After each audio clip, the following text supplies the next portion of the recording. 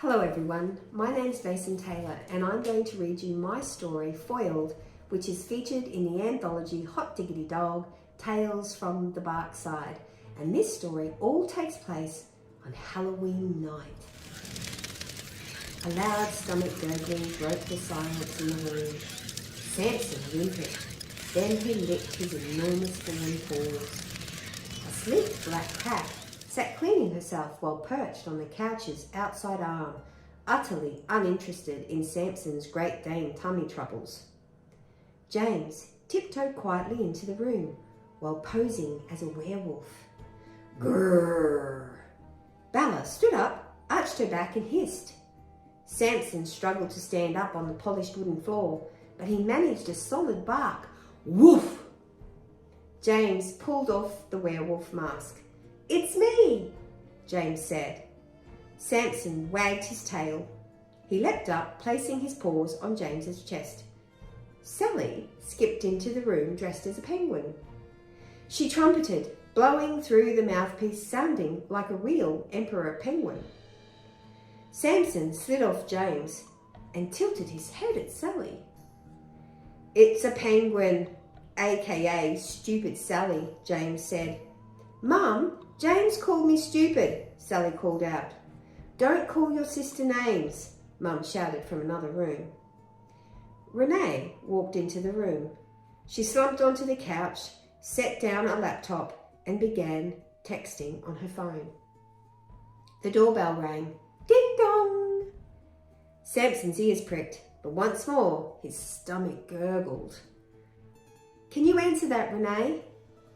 Mum called out. Renee groaned. She stood up and made her way to the front door. With an unpleasant feeling about having to face trick-or-treaters, she opened the door. A shady-looking guy carrying a folder was standing amidst the manufactured spiderwebs. He produced a convincing grin.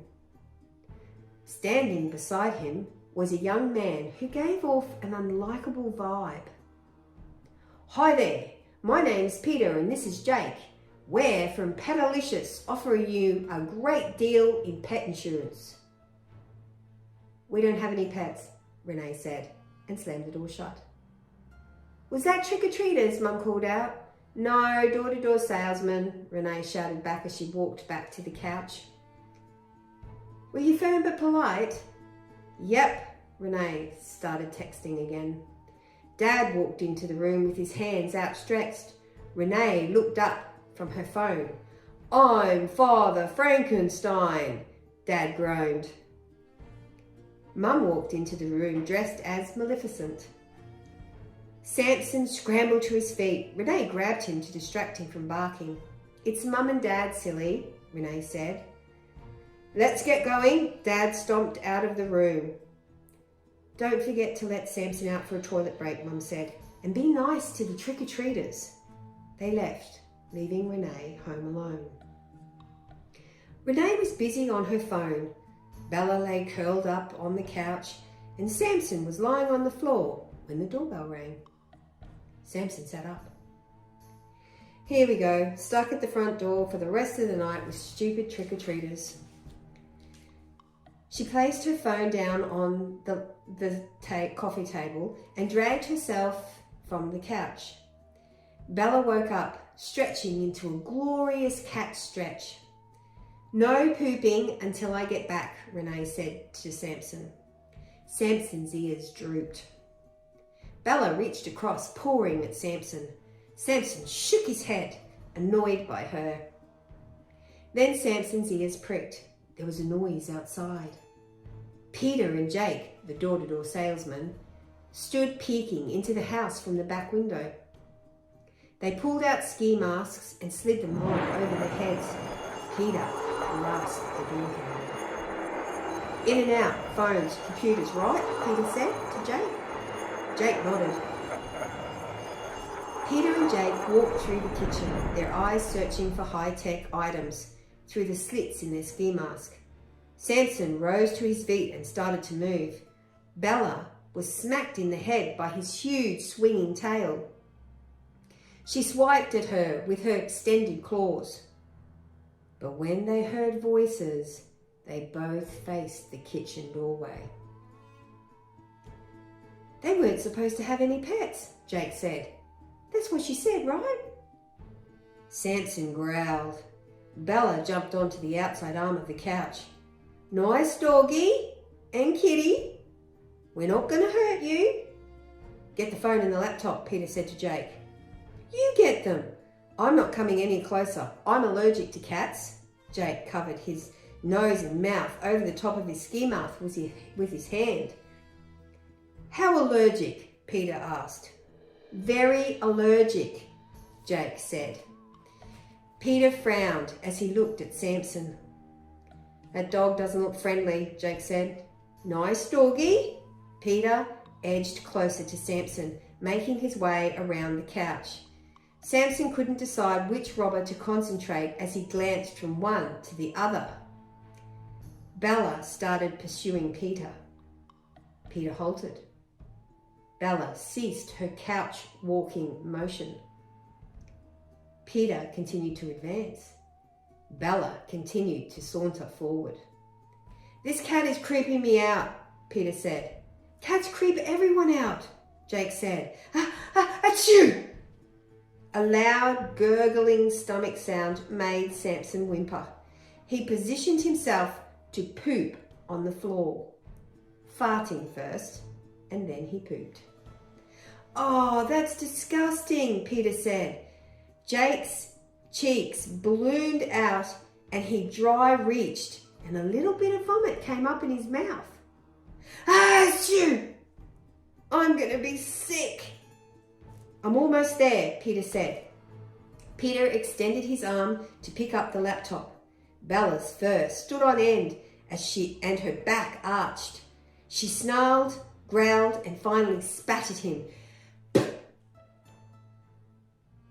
Peter came to abrupt halt. Samson growled at Jake after feeling relieved.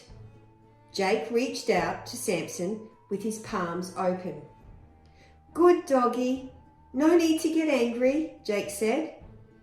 Peter pounced to grab the laptop. Bella sprang up from the couch and onto Peter's head. Peter stood bolt straight in fright with Bella holding on.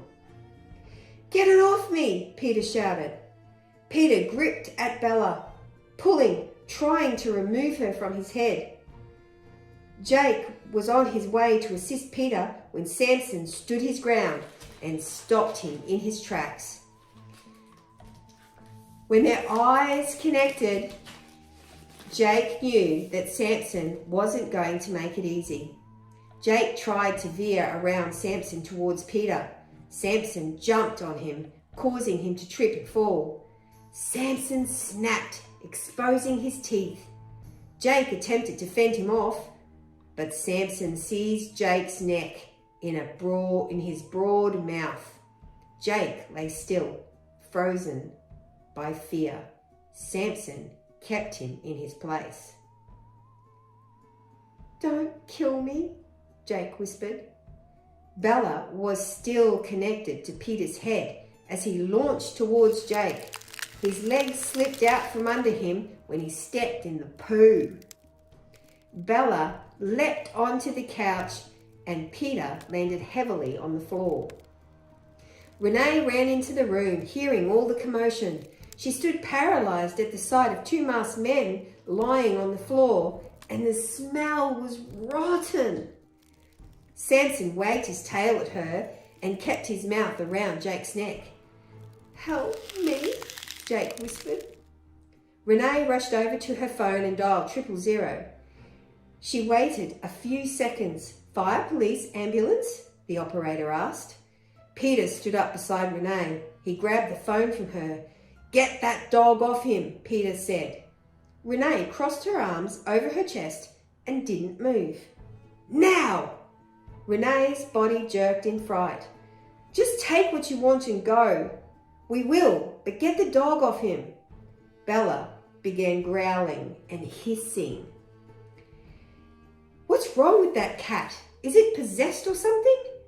"No," Renee said. "You just picked the wrong house to rob." Peter ignored Renee. He leaned over to pick up the laptop. Bella leapt up again and landed on his head for a second time. Peter dropped the phone. He yanked Bella away from him while holding her with both hands outstretched. She squirmed and then she sunk her fangs into his hand. Peter threw her away as far as he could. She landed safely on all fours. Peter staggered back, forgetting about the slick poo on the floor, and slipped, hitting his head on the side of the coffee table, landing hard on the floor, totally unconscious. Renee grabbed the phone. "Are you still there? Police! We're being robbed! Our house! Please, hurry! They're still here! Our dog has one around the neck and the other is unconscious, I think. Please hurry!" "I'm still here. We've been listening. We have your location. Police are on the way," the operator said. The sirens blared from down the street, and within minutes police were pounding on the door. Peter and Jake were immediately handcuffed and taken away by 2 policemen. Constable Wright knelt to pat Sampson with his other hand pinching his nose closed. Mum and Dad raced in with Sally and James close behind. "What happened?" Dad asked Renee. "Oh, did Sampson poop in the house?" The constable stood up. "I've seen some strange things in my time as a police officer, but writing a report about a dog and cat who foiled a robbery is a first for me." "I wish I'd filmed it. It would have gone viral for sure," Renee said. Sampson looked at Bella and winked. And that's the end.